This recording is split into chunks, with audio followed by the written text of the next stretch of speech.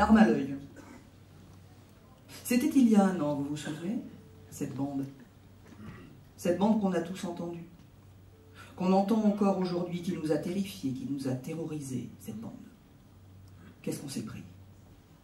Mais qu'est-ce qu'on s'est pris? La larme à l'œil, on l'a parfois eu parce que c'était profondément injuste. 33 millions d'appels et c'est cette bande. On l'a entendu partout, cette bande. On voulait leur dire, hein, vous savez, on a réussi au téléphone à faire les gestes qu'il fallait et on l'a sauvé, le monsieur de 55 ans d'ailleurs, il nous apporte des choses. Bon, on ne veut pas l'entendre, ça. La bande. Non mais vous savez, et cette dame qui a accouché, c'était marrant d'ailleurs. Moi je l'ai aidée, elle avait les pieds sur le capot de la voiture et elle a accouché, c'était la bande. C'était apocalyptique. On en a eu partout. On s'en est pris partout. On essayait désespérément et c'était l'Armageddon. Les tweets incendiaires, on les a eus. Les tweets incendiaires. Et l'incendie, ça a été notre drame.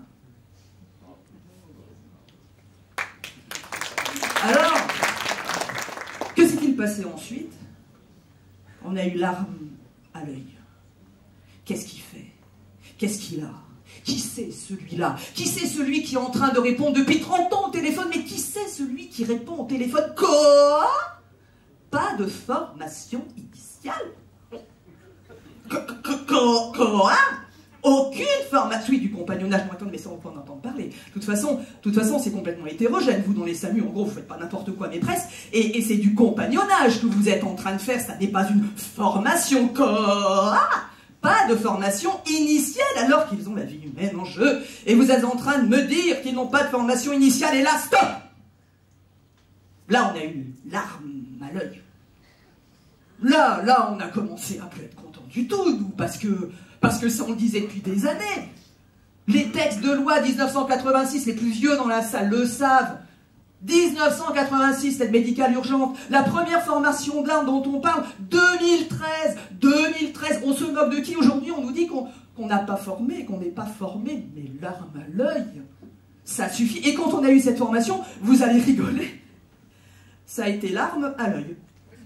C'est-à-dire que c'est pas compliqué, on vous met en CDD pendant quelques mois, d'ailleurs quelques années, et puis au bout de quelques mois, quelques années, vous êtes armes, et alors juste après, on vous fait passer un concours. D'ailleurs, c'est pas un concours d'armes, hein, c'est un concours AMA, agent administratif. Et puis là, on vous dit, bah, maintenant que tu as ton concours, et que ça fait 4 ans que tu es CDD, tu vas partir en FAE pour te former à faire ce que tu fais déjà, roi Ubu. Ça suffit. Stop! Là, honnêtement, avec le ministère, ça a été l'armistice. Et on a pu effectivement constituer un groupe de travail pour pouvoir travailler sur ce que nous réclamions depuis juste 30 ans, la formation des armes. Alors, on s'est tous retrouvés. Le CNUH, SUDF, la SFMU, l'UNARM, oui, ils étaient là, heureusement, les syndicats, la FHF, la NFH, bref, tout ce monde-là, y compris l'ANSESU, à qui parfois on laisse un strapontin, mais l'ANSESU était là, et on a d'ailleurs ensemble fait un document qui était un bon document, et en fait de l'harmonie, on est passé à l'harmonique. Finalement, on comprenait ce qu'était le métier d'armes, et même ces dames du ministère sont allées dans un SAMU prestigieux, pas très loin de chez eux, quand même, voir ce que c'était un arme, à Paris en tout cas. Et on a travaillé ensemble, et là, ils nous ont dit, toi, le docteur, tu as l'œil, l'arme à l'œil, dessine-moi une formation. Alors, on a dessiné cette formation, et on a tous été très contents, et c'était bien. Sauf que, malgré ce charme-là, on reste vigilant, parce qu'il y a un armateur nantais qui a pondu une formule magique pour savoir de combien d'armes on a besoin pour faire fonctionner un service, et vous allez rire, et combien de médecins. Au cas où on aurait oublié que quand les armes répondent au téléphone, ils travaillent en équipe avec des docteurs, et que si on crée des postes d'armes, il va de toute façon falloir réfléchir au fait qu'il nous faut des postes aussi, c'était accessoire. Encore faut-il le redire. Tout ça pour dire, et pour finir mon propos, on a pu faire cette formation. Cette formation, c'est 4 blocs de compétences. 4 blocs de compétences, le premier, traitement d'un appel et communication.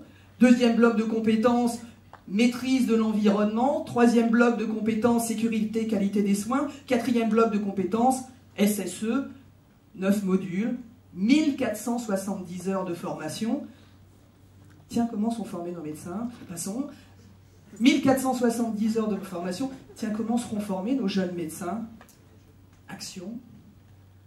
Donc voilà, on a réussi. Peuple de France.